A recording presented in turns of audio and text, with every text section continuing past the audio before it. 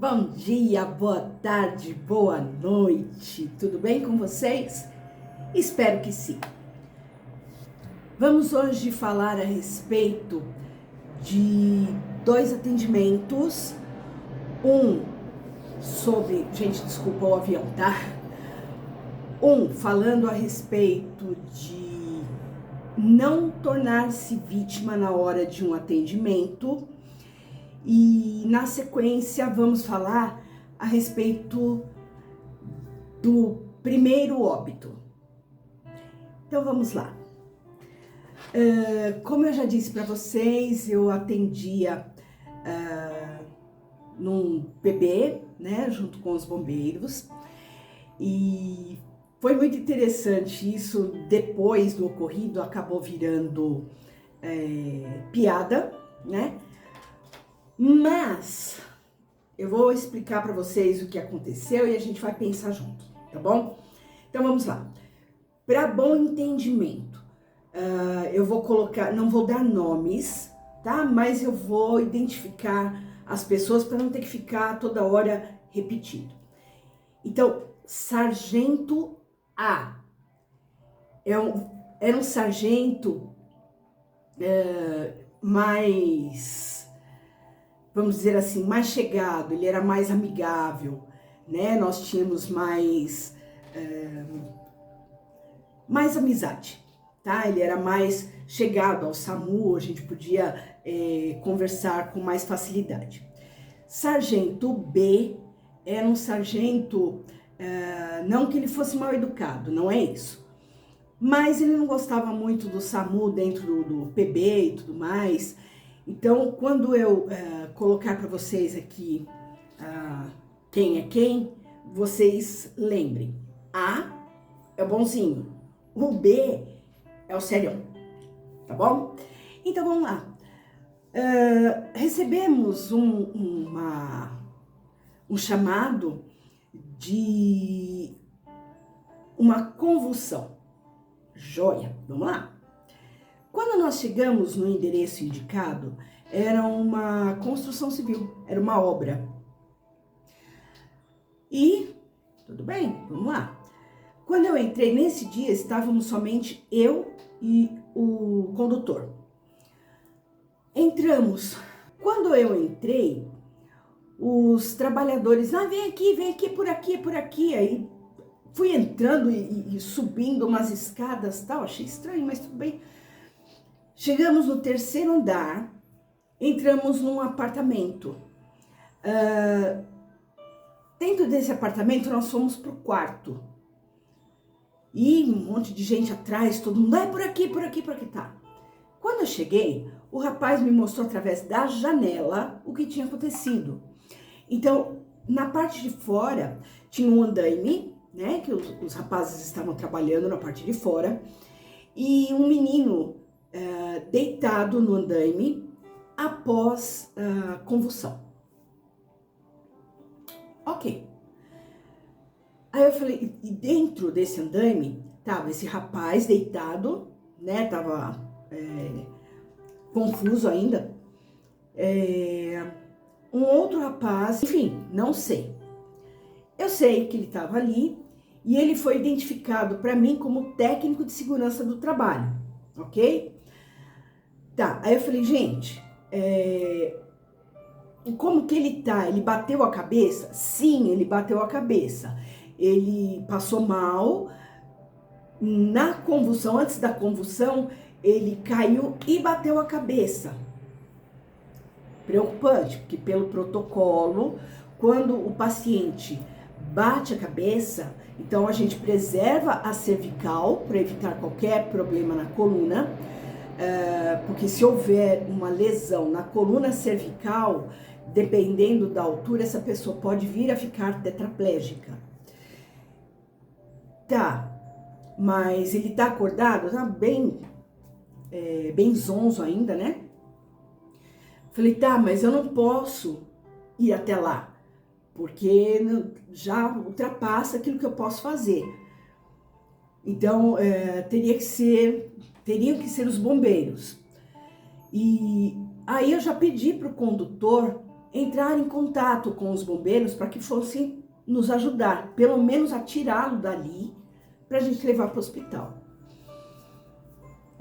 Quando me disseram que ele bateu a cabeça, então o protocolo na minha mente é: eu vou preservar a cervical enquanto os bombeiros chegam. E eu não sei se vocês já conhecem o colar cervical, mas é um colar. Aqui ele tem uma queixeira, né? Que é para segurar dessa forma. E tem aqui o colar cervical, ele dá a volta no pescoço e você fecha com um velcro. Falei, tá. Então, até que eles cheguem, por favor, eu falei pro técnico de segurança, por favor, coloque o colar cervical nele e eu vou ficar observando. O técnico pegou o colar. Eu acho que ele nunca tinha visto um colar na vida, não é possível. Aquela queixeira que fica aqui, ele colocou para baixo. Só que esse para baixo veio parar aqui na nuca. Quando eu vi isso, falei, já tá bom, eu tô indo aí. Aí os meninos me colocaram um capacete, não sei nem de onde veio esse capacete, colocaram um capacete, me ancoraram, tá? É um cinto, né? Como se fosse uma cadeirinha. Eles me ancoraram e me ajudaram a ir até o andaime. E eu fui, né? Preocupada com o paciente. Quando eu cheguei no andaime, esse técnico saiu. Aí o que eu fiz? Coloquei o colar cervical, pedi a prancha, coloquei ele pranchado, coloquei todos os cintos e coloquei uma manta. Quando eu terminei, os bombeiros chegaram, né? E quando eles chegaram, me viram lá no andaime, o bombeiro A, lembra o bonzinho? O bombeiro A falou, o que você está fazendo aí, Dé? Eu falei, então, o paciente convulsionou, bateu a cabeça e ele já está pranchado. Eu só preciso que vocês tirem ele daqui para eu poder levar para o hospital. Ah, tá bom, tudo bem, não tem problema. O bombeiro A, o sargento A, ele pulou no andaime junto comigo. Aí ele virou para mim e falou, tá, então você pode voltar e a gente tira ele daqui. Tá bom. Ok, vou voltar, né? Linda, me amou. Quando eu olhei aonde eu estava, a situação que eu estava, da parede ao andaime, tinha acho que uns 30, 40 centímetros de distância. A janela da qual eu pulei para chegar no andaime, a altura dela, ela estava mais ou menos aqui, um pouquinho acima dos meus olhos. Quando eu olhei aquela janela acima, né, que eu teria que escalar, eu olhei para baixo, eu estava no 3º andar, e com uma distância de uns 40 centímetros, eu travei. Simplesmente travei. Não conseguia sair. O sargento A, vai, Débora. Eu, não vou não. Eu não acredito, você não consegue sair? Você tem medo de altura? Tá. Aí ele chamou o sargento B. O sargento B veio, me perguntou se eu não conseguia sair, eu disse que não. Aí ele falou, olha, eu vou abaixar, você vai colocar as suas mãos no meu pescoço e eu vou te puxar, tá bom? Assim a gente tira você daí, ok? Não precisa ter medo. Primeiro que eu tava ancorada e tudo mais, tinha 2 sargentos, né? O A junto comigo no andaime e o B acima de mim. Mas, gente, o medo paralisa, né? Eu não sabia mais o que fazer, eu tava com muito medo de cair. Aí ele pegou, se abaixou, pediu para eu colocar as mãos na nuca dele para ele me puxar. Ok, então eu abracei para ele poder me puxar, só que, gente, eu sou pesada, sempre fui, né? Para ajudar com que eu saísse do lugar, porque eu estava travada, o sargento A deu uma forcinha. Como? Ele me empurrou. Como que ele ia me empurrar? Colocando a mão na minha bunda, não tinha outro jeito. Então ele me empurrou, o sargento B, como eu estava apoiada no pescoço dele, então ele veio para trás e me puxou. Ok, saí e tal, tirei o capacete, tirei aquelas cintas e fiquei esperando já, o condutor já tinha pego a maca, já estava ali, né? E só esperei os bombeiros tirar o rapaz do andaime. Tirou do andaime, colocou na minha maca e eu levei o paciente pro hospital. Só que aí eu tinha que voltar lá pro PB, né? Lá onde eu trabalhava. Quando eu cheguei, gente, isso foi piada por mais de um mês.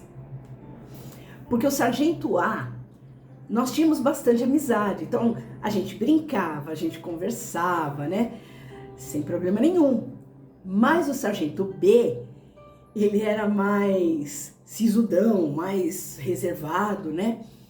E aí o pessoal começou a tirar o sarro da minha cara, porque eu fui fazer um atendimento e tive que ser salva pelo sargento B.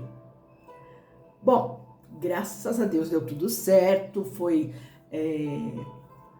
eles estavam em vários homens ali naquele momento para fazer esse atendimento, porque quando eu chamei, eles foram até lá com autobomba e não com a UR, que são menos tripulantes, né? O autobomba tem um número maior de tripulantes. Então, deu tudo certo. Mas, gente, eu me coloquei em risco, tá? Agora falando com os pés no chão, depois do susto, né? Depois de anos, gente, isso faz muito tempo.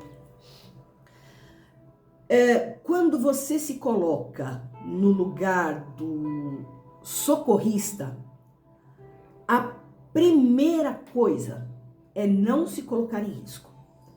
Se a cena oferecer algum tipo de risco para você como socorrista, não faça.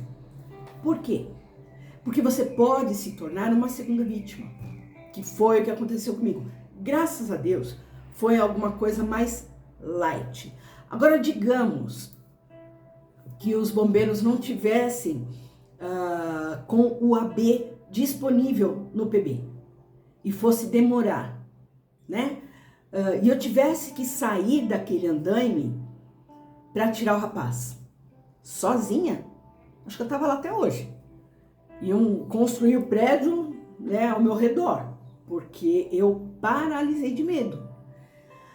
Então fica aqui uma grande lição, que é quando a gente se propõe a fazer alguma coisa, ajudar alguém, primeira coisa, você tem que estar respaldado, você não pode ser uma segunda vítima. E isso a gente fala para tudo, tá? EPIs, não se esqueçam dos EPIs, jamais. Cena segura, no caso, onde envolva eletricidade, água, altura, porque se você não tem medo de altura, é uma coisa. Agora, se você tem medo de altura, cuidado, porque você pode se tornar uma segunda vítima, tá bom? Então, esse foi o primeiro conto. Lembrando que depois tiraram sarro da minha cara durante muito tempo, mas faz parte. Bom, o segundo conto, também do SAMU, mas foi logo que eu entrei, né? Quando a gente entra, você faz aí um curso, né? Para entrar na época. Então eu fiz o concurso da prefeitura, passei. Então, para você entrar na prefeitura, você já tem que ter o curso de na época auxiliar. Como eu escolhi o APH, então você tem ainda que fazer um curso pelo menos na minha época, né? Era de 180 horas, onde você vai aprender de tudo, tá? Casos clínicos, psiquiátricos, parto, parada, imobilização, enfim. Ok. Entrei, fiz as minhas 180 horas, fui aprovada e bora pra rua. Como eu era inexperiente, então eu comecei a rodar com outras pessoas que já tinham experiência na área, já tinha muito tempo, né, de APH. Lembrando que na época, que na época que eu entrei ainda não era SAMU, era 192, resgate 192, tá? E perfeito, fiquei com mais duas colegas, também tinham bastante experiência, então estávamos em 3 auxiliares dentro do carro. E num belo dia, finalzinho de plantão, tipo 20 para 7 da noite, passaram pra gente um chamado para que nós fôssemos ali perto da Hermano Marchetti, um óbito. Vamos lá. E eu ouvindo as colegas, né, comentarem, poxa, mas isso é hora? Eu não acredito, eu não vou ficar lá. Se tiver morto, eu já vou dizer que tá morto mesmo e eu não vou fazer nada. E você? Não, porque eu preciso ir, porque eu tenho não sei o quê, eu vou fazer, porque eu tenho que fazer a janta, porque eu tenho que não sei o quê. E eu, jovem, né, em todos os sentidos, mas é uma parada, né? Eles dão tanta ênfase à parada cardiorrespiratória no curso, é uma parada. Bom, antes de qualquer coisa, vamos chegar lá, vamos ver o que é. Quando nós chegamos, era um apartamento, então já começa a dificuldade daí, né? Era um apartamento, o senhor, ele tinha ido, no finalzinho da tarde, ele foi ao cardiologista com a esposa. E ele passou em consulta e foram para casa. Quando chegou em casa, ele sentou na frente da TV, disse, eu vou descansar um pouco. E a esposa falou, ok, eu vou fazer a janta e já eu vou trazer um lanche para você, porque a janta vai demorar. E ela foi para a cozinha. Quando ela voltou com o lanche, ele já estava em parada cardiorrespiratória, sentado na poltrona, assistindo a TV. Então ali ele passou mal e faleceu. Quando ela percebeu, ela já chamou o SAMU. E aí nós fomos acionados, estávamos longe na época. Estávamos, não sei se vocês conhecem, estávamos ali na Sumidouro, ali em Pinheiros. E aí chamaram a gente para ir lá para Hermano Marchetti, perto do... Gente, esqueço o nome. Ali no Palmeiras, né? Tá, beleza. Então, quando nós chegamos lá, nós chegamos mais de 15 minutos depois de termos recebido o chamado. Até ela perceber que ele estava numa parada cardiorrespiratória, ligar, passar todos os dados, o radiooperador entrar em contato conosco, passar tudo o que aconteceu, a gente fazer o deslocamento, né? Lembrando que nós temos 4 tipos de parada cardiorrespiratória.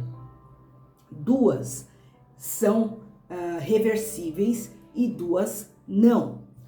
Como que a gente sabe disso? A gente não sabe, tá? Só vai saber se ele tiver internado e sendo monitorizado. Caso contrário, quando isso acontece na rua, a gente não tem como saber qual a situação das 4, tá bom? E mesmo assim, essas 2 que são reversíveis, elas têm um tempo, a gente chama de tempo de ouro, são os 6 primeiros minutos da parada. Quando a gente intervém dentro desse período, a possibilidade da reversão da parada ela é muito maior. Pode acontecer de ser revertida essa parada com um tempo maior, mas dificilmente depois de 10, 15 minutos é difícil a pessoa conseguir voltar. Eu estou dizendo no APH, fora do ambiente hospitalar, tá bom? Então nós chegamos lá com muito mais de 15 minutos. De fato, né, provavelmente não íamos conseguir ressuscitá-lo.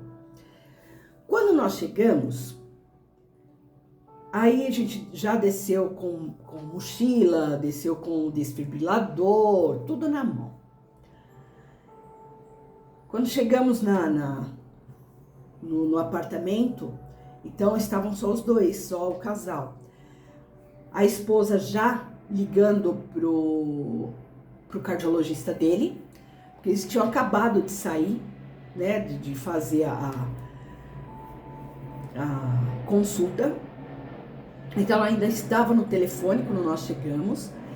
E aí a colega olhou pra gente, uma delas, né? Olhou pra gente e falou assim: não vou investir não. Chegou, fez a verificação do pulso na artéria carótida. Ele ainda não estava em rigidez cadavérica, mas não tinha pulso, não respirava e não respondia, tá? Ela olhou pra gente e falou assim: eu vou dizer que não tem mais jeito. Aí a colega falou: olha, de fato ele está em parada. Que horas a senhora percebeu isso? Ah, foi tal horário. Ela fez a conta, olha. Já faz tempo, né? Então não tem mais o que fazer. Como ela estava com o cardiologista no telefone, ela falou pro cardiologista que o APH estava dizendo que não tinha mais o que fazer. Não sei, gente, eu não sei porque se limitou a isso, tá? O que o cardiologista falou para ela, se olha, é isso mesmo, já que ele parou. Não sei o que foi dito. Eu sei que ela passou essa informação pro cardiologista, ela agradeceu e desligou o telefone. Aí a colega falou: olha, mesmo que a gente tente, vai ser difícil, né? O retorno dele já faz muito tempo. E aí ela falou que tudo bem e o que ela poderia fazer. Então o que a colega fez? Explicou para ela que ela deveria ir até a delegacia mais próxima, dizer que ele faleceu em casa, e aí o pessoal da delegacia vai até a residência para verificar, né? E aí eles fazem todo o protocolo de óbito, enfim. Aí a colega não iniciou a RCP. Por quê? Porque quando nós já chegamos assim, faltando minutos para as 19 horas, que era o horário que a gente saía. Quando a gente inicia uma RCP, você não pode parar até chegar no hospital. Então, uma vez começado, não se para. Digamos que você esteja em casa e presencie uma parada cardiorrespiratória, você sabe fazer as compressões e inicia. Você não pode parar até que chegue ou o bombeiro ou o SAMU. Por quê? porque vai ser usado o desfibrilador para verificar se essa pessoa tem condições de ressuscitar, né? E aí, esse desfibrilador externo automático, ele vai ficar no paciente até a chegada no hospital, tá bom? Então, uma vez iniciado, não pode parar até que o médico diga pode parar, ok? Salvo outras situações, tem algumas exceções, como eu disse para vocês no episódio anterior, mas caso você consiga, né, fazer a RCP e levar esse paciente até o hospital, você permanece fazendo as compressões até que o médico peça para parar, tá bom? E aí ela não queria começar justamente por isso, porque se nós tivéssemos começado, primeiro, as chances eram baixas dele ressuscitar. E se a gente tivesse começado, nós não poderíamos parar até chegar no hospital e o médico atender. Então, às 19 horas, troca de plantão, troca de plantão do APH, troca de plantão na maioria dos hospitais.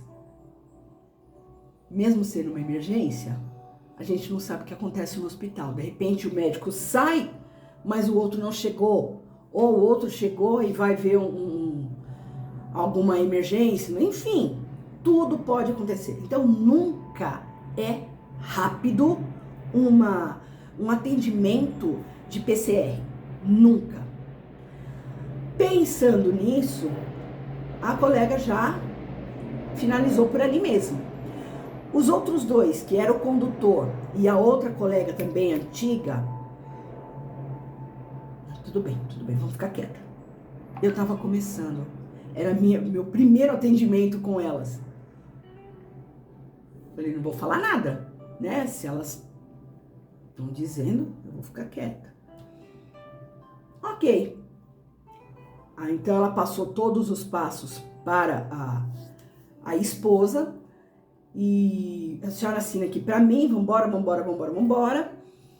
Entramos na viatura e, gente, o que mata não é o que ela fez ali. Se ela tivesse feito isso por todas essas questões que eu falei, ok. O problema é entrar na viatura e fazer algum comentário do tipo, você acha? O velho já tinha ido no cardiologista, já ia morrer mesmo. A gente começa lá a fazer a RCP, tem que ficar até 10 horas da noite. Não, deixa o homem em paz. Imagina, você não morre hoje, a gente faz isso, ele volta amanhã, ele morre, e eu vou perder o meu horário por causa disso? Bom, eu sei que quando ouvi esse tipo de coisa, comecei a chorar que não parava mais. Aí ela ainda perguntou, nossa, mas tudo isso porque você viu um óbito? Não foi pelo óbito, tá? Não foi pelo óbito.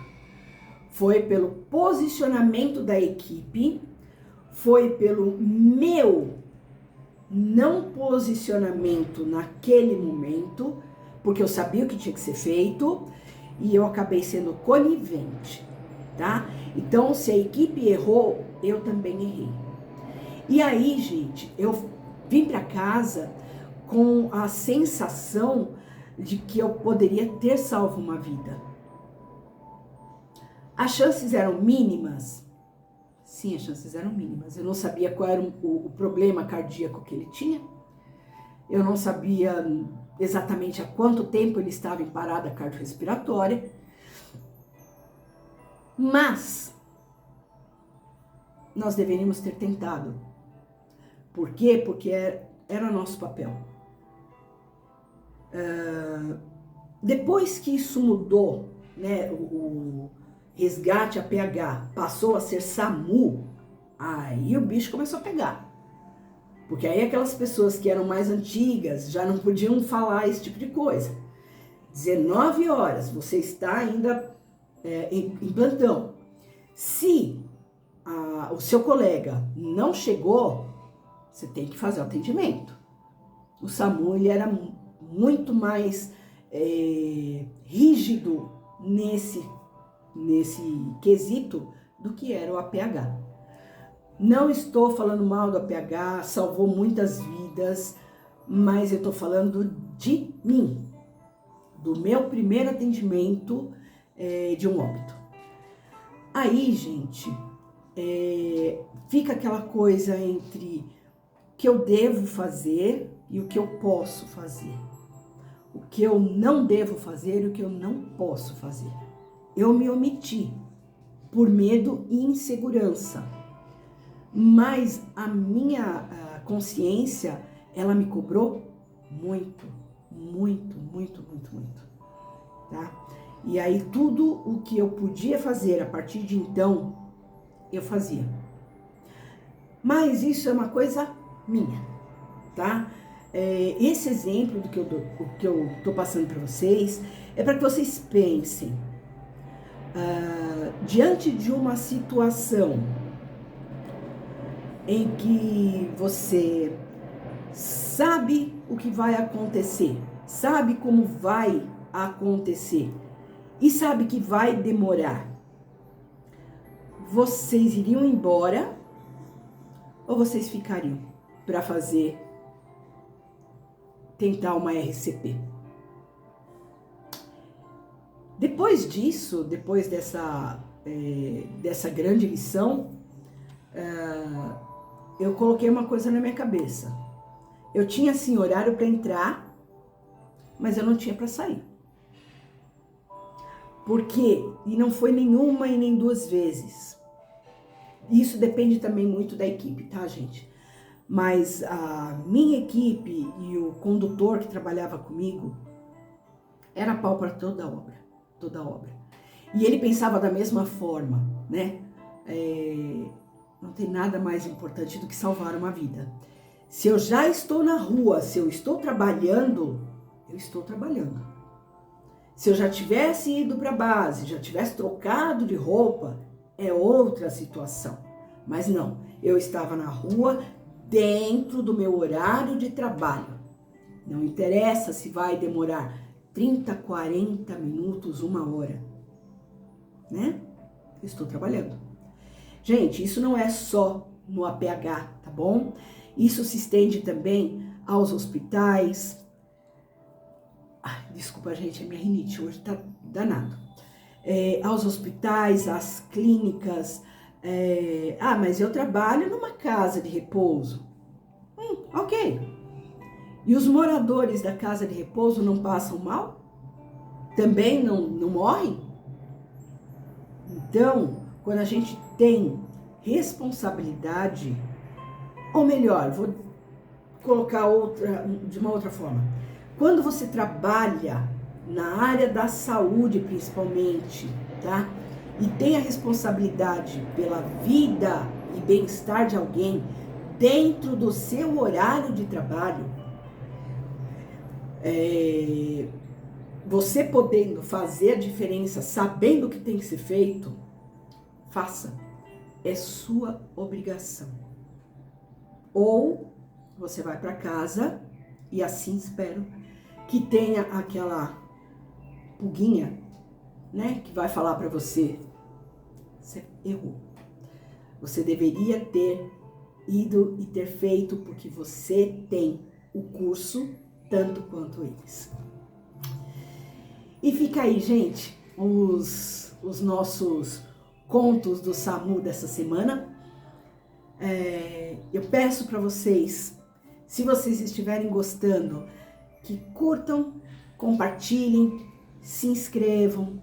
E para evitar de perder algum capítulo maravilhoso, coloque um sininho aí, tá bom? Toda semana eu tô colocando, então, algumas das minhas vivências, tá certo? Gente, muito obrigada por hoje, um beijo e fica com Deus.